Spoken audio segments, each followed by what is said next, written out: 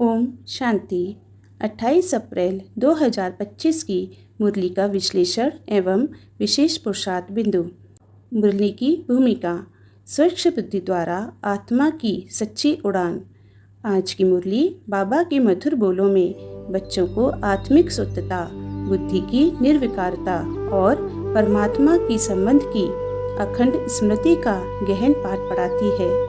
बाबा ने स्पष्ट किया कि जब तक आत्मा देह और देहधारी के आकर्षण में उलझी है तब तक सच्चा परमात्म प्यार संभव नहीं। देही अभिमानी स्थिति द्वारा ही आत्मा अपनी वास्तविक उड़ान भर सकती है।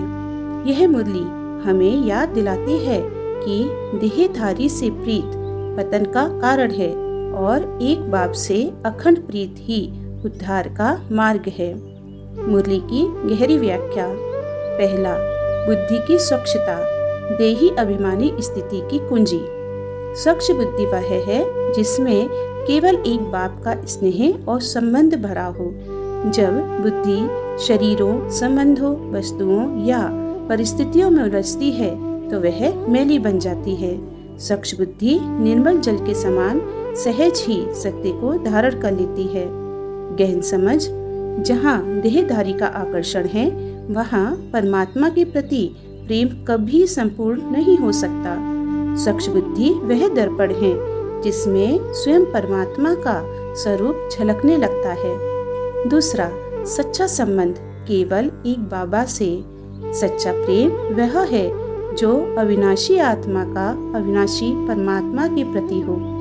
देहधारी से प्रीत एक जड़ भंगुर आकर्षण है। इसकी परिणति दुख में होती है। एक बाप से संबंध जोड़ने का अर्थ है अपने अस्तित्व को स्थायी आनंद में स्थित करना।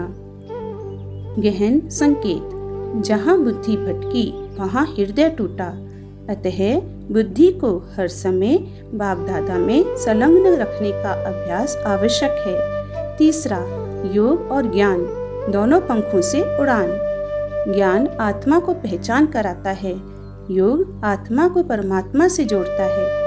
केवल ज्ञान बिना योग के सूखा हो जाता है और केवल योग बिना ज्ञान के अधूरा रह जाता है। गहन संदेश। ज्ञान से विवेक बढ़ता है, योग से शक्ति आती है। दोनों का संतुलन आत्मा को सहज राजयोगी बनाता है। चौथा, माया से सजगता, युद्ध में अडोलता। माया सदा देह अभिमान से प्रवेश करती है। मोह, आसक्ति, द्वेष, आलस्य माया के प्रमुख रूप हैं। सजगता का अर्थ है हर संकल्प पर ध्यान देना, तुरंत जांचना और परिवर्तन करना।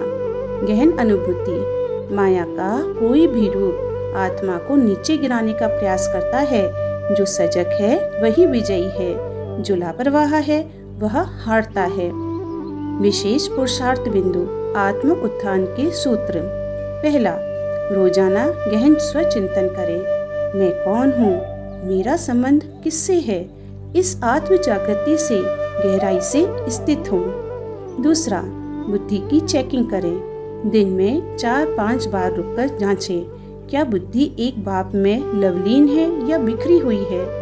तीसरा, टूटे हुए संबंधों से बुद्धि हटाएं। यदि कोई देहधारी वस्तु या परिस्थिति बार बार मन को आकर्षित कर रही है तो तुरंत आत्मा का स्वधर्म याद करें। चौथा, योग साधना को गहरा बनाएं। विशेष सुबह के समय स्वच्छता और एकाग्रता के साथ बाबा के संग की अनुभूति में रहकर योग करें। पांचवा, मैं और मेरा की भावना समाप्त करें। स्वयं को ट्रस्टी अनुभव करें। मेरा कुछ नहीं है, सब कुछ बाप का है। स्वचिंतन के प्रश्न। क्या मेरी बुद्धि किसी देहधारी के आकर्षण में उलझती तो नहीं है? क्या मेरा प्रेम सच्चे अर्थों में केवल एक बाप के लिए अटूट और अखंड है? वरदान विश्लेषण। गृहस्थ और ईश्वरीय व्यवहार में समानता द्वारा सदा हल्के और सफल भव। वरदान का गहन सार। जो आत्माएं पारिवारिक जीवन में रहते हुए भी ट्रस्टी बनकर व्यवहार करती हैं, वे कभी भी बंधनों में नहीं फंसती। उनकी स्थिति हमेशा हल्की रहती है, जैसे कमल का फूल पानी में रहकर भी अछूता रहता है। जब जीवन के दोनों पहलू गृहस्थ और ईश्वरीय में समानता रहती है, तब आत्मा की शक्ति में निरंतर वृद्धि होती है और सफलता उसके पीछे दौड़ती है। प्रयोग: मैं कर्म करता हूँ पर ममत्व नहीं रखता। इस स्मृति को दिन भर में व्यवहार में लेके आएं। अंतिम संदेश: सच्चा योगी वह है जिसकी बुद्धि शिव बाबा में अचल, अडोल, अविचल स्थित है। जैसे दीपक तूफान में भी न डगमगाए। आज आत्मा का हर संकल्प परमात्मा से मिलन का सेतु बने। सच्चा पुरुषार्थ देही अभिमानी स्थिति और एक बाप से सच्ची प्रीत में सदा स्थित रहना।